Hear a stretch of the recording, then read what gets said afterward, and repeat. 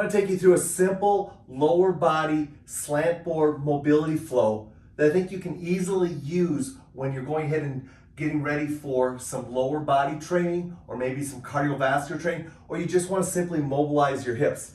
I like the slant board because it gives me some more options in regards to creating leverage for me so that I can increase my mobility stretching. It also goes ahead and takes pressure off my low back, so I don't have to go all the way to the floor to do some of these drills.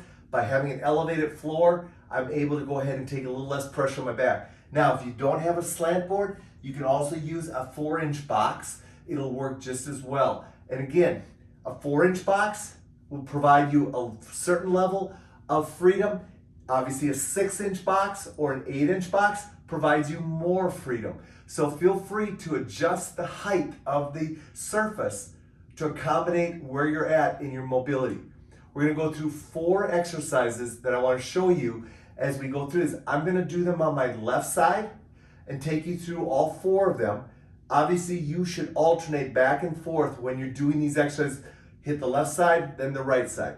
The first exercise we're gonna do is just a simple pigeon stretch. Now, a couple things I like to do. Number 1, I'm gonna position myself here. I like to use my right hand to hold my left foot down. I'm also gonna use the incline box to, again, bring me up and elevate me off the floor, but also to just go ahead and allow me to scale where I'm reaching down to. Plus, I can create a little bit of leverage off of the incline board so that as I drop back, as you see me sitting back in, I can actually push off the slant board a little bit to create just a little bit more leverage. So I'm just gonna hang out in this position, but while I'm hanging out, I'm moving. I'm doing different things. I might pop up, try to stretch it. I also may go ahead and just try to turn and just squeeze my right leg straight, just to open up my hip flexor while I'm stretching my hip rotation on my left. Hang out here, spend about a minute in this position, but by all means, play around with some different positions to see how it influences not only your left side, but your right side. From there, we would obviously hit the other side, and then we'd go into a hip lunge. I like the hip lunge position because it allows me to do, once again, to stretch both sides. But I put myself in this position, and I'm just simply gonna start by just driving my hip forward, just opening up that hip flexor, just getting it warmed up. From there, I'm gonna position myself up, and I'm gonna go ahead and just start doing some simple rocking circles to start loosening up my left hip, but also to go ahead and open up my right side. From there, I'm gonna go into my forearm. Now here's where the elevated surface comes in. I can only have to go down to this level, which allows me to very easily stay a little bit straighter. It allows me to really focus on straightening out my back leg, and I don't have to worry about going to the floor. If you want to advance it, you slide back a little bit more, and now put your arm further down onto the slant board. So that's how you can use the slant board to scale yourself. From there, we're gonna go into, again, hitting the opposite side. Now we're gonna go into more of a hamstring stretch. This is where I like to use the board. Once again, elevates me so that I can place my hands on top. And what I'm gonna do is just start by doing some bent knee position here. And I'm just gonna start opening up that hamstring, lengthening it out. I'm gonna pull my toe back so I get a little bit of nerve tension stretch. But my hands can rest comfortably on the incline board while I'm doing that.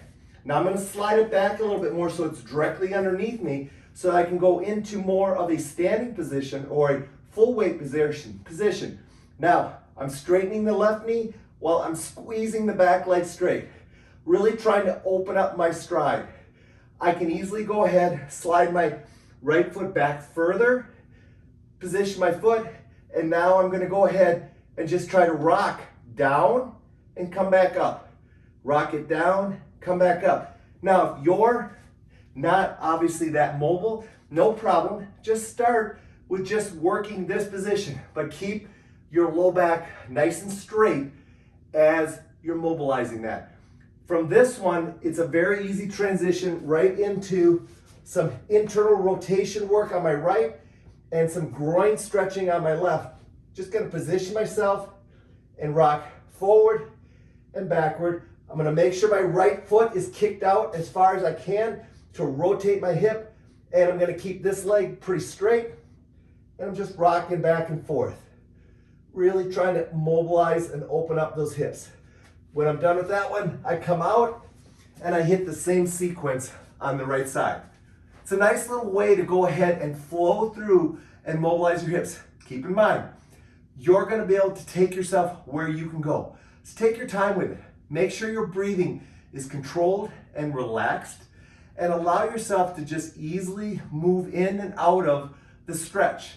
That's called mobility. That's why you're working on it. It's not static stretching, it's mobility work. So make sure that at some point in time, as you're moving through the movements, your pressure is off the muscles, and then you put it back on, trying to slowly mobilize that soft tissue, the joints, and the areas that you're trying to free up prior to your workout.